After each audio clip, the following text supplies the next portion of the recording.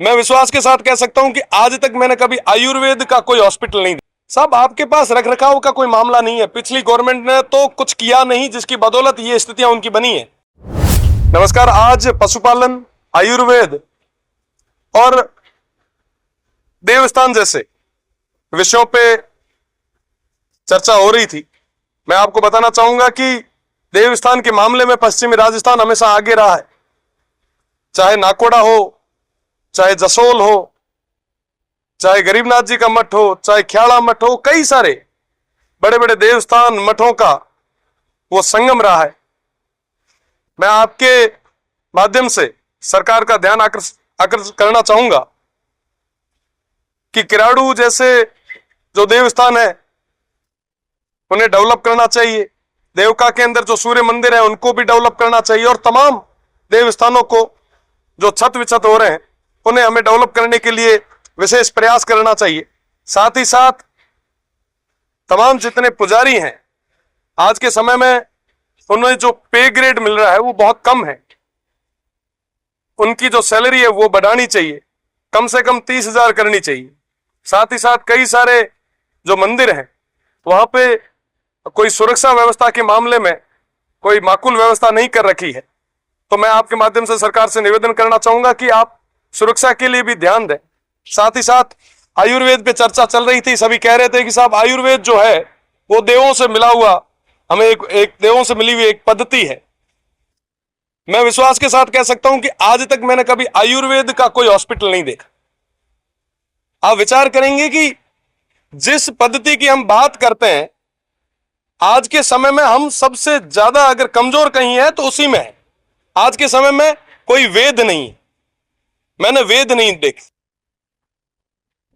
आप सोचिए कि सब आयुर्वेद के मामले में जहां हम एक तरफ पूरे विश्व में अपनी एक अलग छाप रखा करते थे, आज के समय में सबसे कमजोर हम वहीं हो गए। होम्योपैथिक हो चाहे दूसरी पद्धतियां हो, चिकित्सा के मामले में हम दिन ब दिन पिछड़ते जा रहे हैं। पशुधन की अगर मैं बात करूं तो आधे से ज्यादा मेरे क्षेत्र में जो सीटें हैं वो खाली पड़ी है। हम एक तरफ बात कर रहे हैं कि साहब पशुधन को बढ़ाएंगे। साहब, आपके पास रखरखाव का कोई मामला नहीं है। पिछली गवर्नमेंट ने तो कुछ किया नहीं, जिसकी बदौलत ये स्थितियां उनकी बनी है। हमें मिलकर सामूहिक प्रयास के साथ में एक परिवर्तन लाना होगा। आज के समय में अगर मैं वेस्टर्न राजस्थान की बात करूं, पशुधन के मामले में बात करूं, तो पहले के समय में गोचर छोड़ा करते थे। पुराने समय में गायों के विचरण के लिए एक अलग जगह छोड़ा करते थे। आज वो ओरण और गोचर पूरे तरीके से खत्म हो चुके हैं। हमें उसकी भी चिंता करनी पड़ी। हमें गोधन को बचाने के लिए, उन नस्लों के संरक्षण के लिए हमें मिलकर प्रयास करने पड़ेंगे। आज थार पारकर जैसी नस्लें वो दिन ब दिन गायब होती जा रही है। हम बात कर रहे हैं कि साहब हम ऊंटों को बढ़ावा देंगे, हमारा राज्य पशु है, पर साहब आपने एक भी प्रयास अभी तक नहीं किया है। ये हमारे सभी के लिए पीड़ा की बात है। मैं सरकार से निवेदन करना चाहूंगा कि इस क्षेत्र में आप मजबूत कदम उठाएं। साथ ही साथ ओरण गोचर की जो बात मैं कर रहा था, पश्चिमी राजस्थान में सबसे ज्यादा है।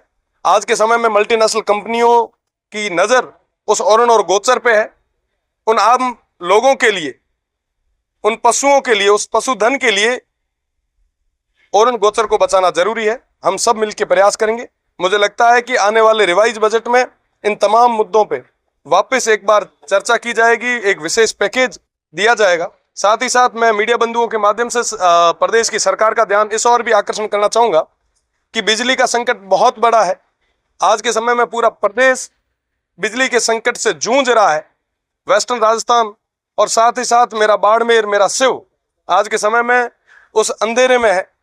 मैं निवेदन करना चाहूंगा प्रदेश की सरकार से, माननीय मंत्री जी से, कि ये अघोषित कटौती आप बंद करें, लोगों को पूरी बिजली दें और साथ ही साथ तमाम समस्याओं का आप जल्दी निवारण करें। बहुत बहुत धन्यवाद।